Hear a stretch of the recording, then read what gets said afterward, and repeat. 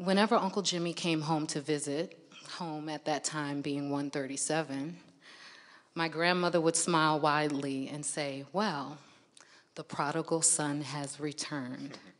I loved it when Uncle Jimmy came home.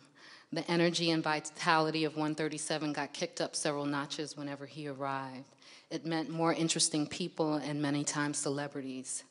Uncle Jimmy's visits meant that for days on end, a continuous stream of people would come by. It was as if a telegraph was sent out announcing his arrival. It meant lots of food and drink and music and lots of beautiful men who all followed my uncle around like he was their guru. And he was. Ever present in Baldwin's thinking of making these associations, making these connections. So having this here kind of conference, gang, I think is absolutely, it's critical that we begin to understand exactly what he was talking about when you talk about the terrors of the world, when you talked about the terrifying aspects and the terrible things. I think those are the words that I find that resonate in all of his writings. You cannot read one of his pieces of fiction and nonfiction without running into those particular words, terrifying and terror and terrible. But they were not words that in any way, Quentin, in any way paralyzed him.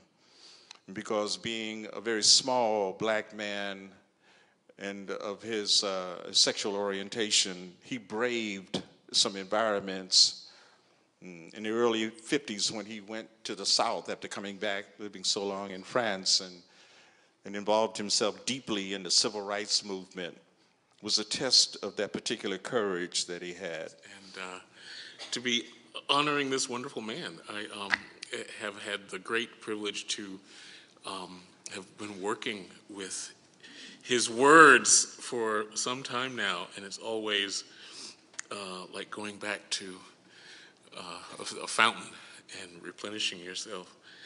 And I want to be a little provocative, and I love the idea of the global imagination.